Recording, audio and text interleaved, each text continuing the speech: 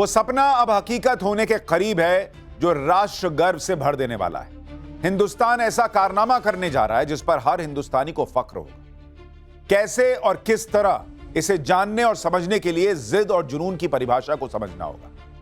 मैं किसी हिंदी टीचर की तरह निबंध पढ़कर नहीं सुनाने वाला, बस इतना समझ लीजिए कि देश आसमान पर ऐसी छलांग लगाने वाला है जिसे कई देश कॉपी करने की अभी सोच ही रहे। धरती से 400 किलोमीटर की ऊंचाई पर बड़ा चमत्कार कह लीजिए इसे आप, जो रूस और अमेरिका नहीं कर पाए वो हिंदुस्तान करने जा रहा है। एक ऐसा इतिहास लिखा जाना है जिसे दुनिया भारतीय स्पेस स्टेशन के रूप में जानेगी। दरअसल भारतीय स्पेस स्टेशन का प्लान सामने आ चुका है और उस पर काम भी शुरू हो चुका है। गगनयान मिशन के फौरन बाद इसे शुरू कर दिया जाएगा। भारतीय अंतरिक्ष स्टेशन को पृथ्वी की निचली कक्षा में स्थापित किया जाना है। आप कहेंगे कि स्पेस में तो भारत पहले भी अपनी मौजूदगी दर्ज कराता रहा है, इसमें अलग क्या हो गया? तो इसके लिए कुछ बातें जान लीजिए। 2028 में स्वदेशी अंतरिक्ष स्टेशन की पहली लॉन्चिंग होगी। इसके मूल मॉड्यूल के लिए आवेदन मांग लिए गए हैं। अब भारत का अंतरिक्ष स्टेशन होगा, इसलिए आवेदन भी भारतीय कंपनियों से ही मांगे गए। इस मॉड्यूल को पृथ्वी की पहली कक्षा में स्थापित किया जाएगा। इसके जरिए वैज्ञानिक प्रयोगों को आसान किया जा सकेगा। भविष्य में अंतरिक्ष अभियान से जुड़ी तकनीक भी जुटाने में कामयाबी मिलेगी। सबसे बड़ी बात, ऐसा होने से भारत को अंतरिक्ष में अपना स्थायी ठिकाना मिल जाएगा।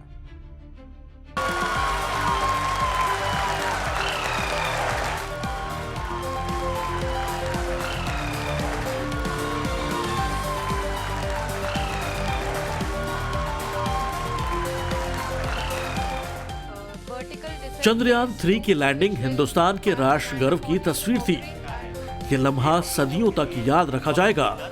हिंदुस्तान ऐसी ही कामयाबी दोहराना चाहता है और इसके लिए टाइमलाइन फिक्स कर दी गई है। 2028 में स्पेस स्टेशन के लिए छलांग लगाई जाएगी। 2035 तक इसका पूरी तरह से विकास कर दिया जाएगा और 2040 में भारत अपना पहला मानवयुक्त चंद्र मिशन भेजेगा। फिलहाल इसके लिए BAS-01 मॉड्यूल पर काम जारी है, जिसे पूरे मिशन की रीढ़ माना जा रहा है। We are going to have a space station called BAS.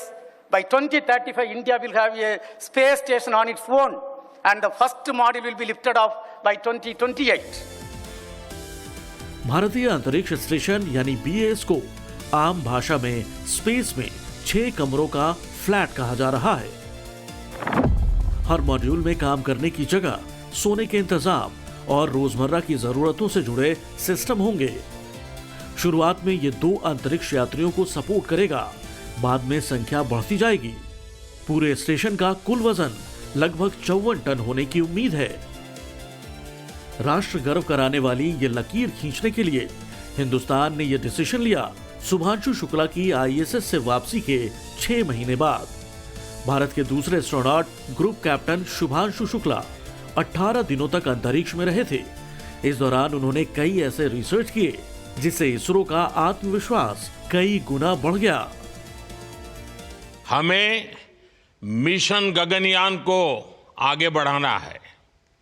हमें अपना खुद का स्पेस स्टेशन बनाना है और चंद्रमा पर भारतीय एस्ट्रोनॉट की लैंडिंग भी करानी है। इन सारे मिशंस में आपके अनुभव बहुत काम आने वाले हैं। 2028 में पहला मॉड्यूल लॉन्च होते ही हिंदुस्तान उन मुल्कों की लिस्ट में शामिल हो जाएगा जो अंतरिक्ष की कक्षा में लंबे समय तक रिसर्च कर सकेगा। अंतरिक्ष में अभी तक 2 स्टेशन हैं। पहला इंटरनेशनल स्पेस स्टेशन, जिसे अमेरिका, रूस, जापान, यूरोप और कनाडा की स्पेस एजेंसियों की मदद से चलाया जा रहा है, जबकि दूसरा चीन का तियांगोंग है। 2022 से इसका संचालन पूरी तरह से चीन करता है। इसी इंटरनेशनल स्पेस स्टेशन में पहुंचकर इसरो अब तक एक्सपेरिमेंट करता रहा है, मगर अब राष्ट्र गर्व की पिक्चर और ब्रॉड होने वाली है। और यह सिर्फ एक मिशन पर गर्व करने की बात नहीं है। भारत ने जिस तरीके से पिछले कुछ सालों में स्पेस में अपनी नई इबारत लिखी, दुनिया में अपनी पहचान बनाई, वो हर भारतीय को गर्व करने का मौका दे रही है। आज से 20-25 साल पहले गांव में रहने वाले ज्यादातर लोगों को पता तक नहीं था कि इसरो भारतीय है या फिर अमेरिकी एजेंसी नासा का पार्ट है क्या। सुनकर मजाक लग सकता है, लेकिन यह सच है। लेकिन कहते हैं ना, कई बार ऐसी तस्वीरें सामने आती हैं जो डायनेमिक्स चेंज कर देती हैं। 7 सितंबर 2019 की यह तस्वीर कौन भूल सकता है, भुलाई भी नहीं जा सकती। यह हमें और आपको राष्ट्रगर्व की भावना से जोड़ती है। चंद्रयान 2 का विक्रम लैंडर जब चांद पर उतारा जा रहा था तो संपर्क टूट गया। इस खबर के सामने आने के बाद पीएम मोदी तब के इसरो चीफ के सिवन से मिले और उन्हें गले लगा लिया। वो रो रहे थे, लेकिन पीएम खुद भी भावुक हो गए और नरेंद्र मोदी ने उन्हें गले लगाया।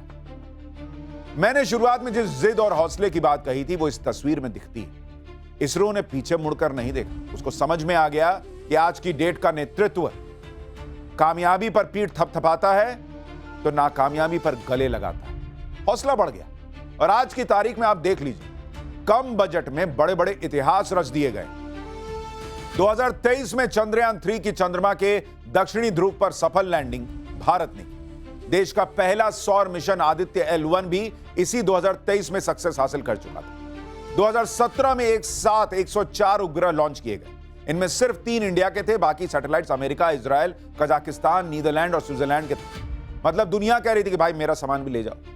2017 में इसरो ने GSAT-17 नामक संचार उपग्रह छोड़ा, जिसे 15 सालों के लिए डिजाइन किया गया। 2013 में पहले ही अटेम्प्ट में मंगलयान के जरिए मंगल ग्रह तक पहुंचने का करिश्मा किया। 1993 में इसरो ने PSLV प्रक्षेपण यान को तैयार कर दिया। इसरो को पहली बड़ी कामयाबी मिली थी 1975 में, जब आर्यभट्ट को बनाया और स्पेस में स्थापित किया। यह पूरी तरह से स्वदेशी स्पेसक्राफ्ट था। ये जो उपलब्धियां आपको मैं बता रहा हूं, ये कोई कुछ दिन चंद घंटों की मेहनत नहीं है और अकेले भी इसे नहीं हासिल किया गया। दर्शकों की मेहनत, छोटे छोटे प्रयोग, लगातार सीखने की प्रक्रिया इसका हिस्सा रही। और इसलिए राष्ट्रगर्व में हम आपको यह कहानी सुना रहे हैं। हमारे देश के वैज्ञानिकों ने जो किया है उस पर हमें गर्व होना चाहिए। 60 के दशक में एक सपने से शुरू हुआ इसरो का सफर चांद और मंगल तक पहुंच चुका है। राष्ट्रगर्व कराते इसरो की तरक्की को रिकॉल कराती यह तस्वीर देख लीजिए। कैसे साइकिल और बैलगाड़ी पर रॉकेट के पुर्जे ढोने से शुरुआत हुई थी। जब इसरो के पास ट्रक या भारी भरकम वाहन नहीं, तब वैज्ञानिक इसी तरह अपने संकल्प और सोच से कामयाबी की कहानी लिख रहे थे। उन दिनों में न तो मॉडर्न मशीनें थी, ना ही बहुत बड़ा बजट, लेकिन कुछ करना है, अलग हटकर करना है, दुनिया भर में नजीर पेश करनी है तो करके दिखाया। तरक्की के सफर में जो जुनून और जिज्ञासा दिखी, उसका इंपैक्ट देख लीजिए। आज उम्मीद के मुताबिक रिजल्ट आने लगे और इसके लिए पैसा बड़ी बड़ी फिल्मों से कम खर्च हो रहा है। हिंदुस्तान के स्पेस स्टेशन का बजट कई बार हॉलीवुड की फिल्मों से भी कम होता है। वो अभी मूवी आई थी ना अवतार, पता है उसका बजट था 1900 करोड़ रुपए और हमने चंद्रयान 3 भेज दिया था 600 करोड़ रुपए। सोचिए, अवतार फिल्म पर जितना पैसा खर्च हुआ उसके 1/3 पैसे में हम 3 बार चांद पर लैंडिंग कर सकते हैं। मतलब चांद पर लैंड कर सकते हैं और उतने पैसे में तो 3 बार कर सकते हैं। यही तो है वो कहानी जो राष्ट्रगर्व से भरती है।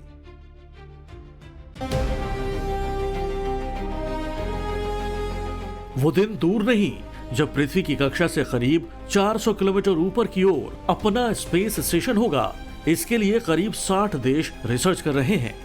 ये समझ रहे हैं कि आखिर इतनी ऊंची उड़ान के लिए इसरो क्या कर रहा है और कितना खर्च कर रहा है। रिपोर्ट्स के मुताबिक मेक इन इंडिया अंतरिक्ष स्टेशन पर कुल 13,000 करोड़ रुपए खर्च किए जाने हैं। ये रकम 2035 तक खर्च होनी है, यानी कि स्टेप बाय स्टेप मॉड्यूल जुड़ते जाएंगे और लागत जुड़ती जाएगी। इससे पहले इंटरनेशनल स्पेस स्टेशन को बनाने में 15,000 करोड़ खर्च हुए थे। ये साल 2000 की बात है।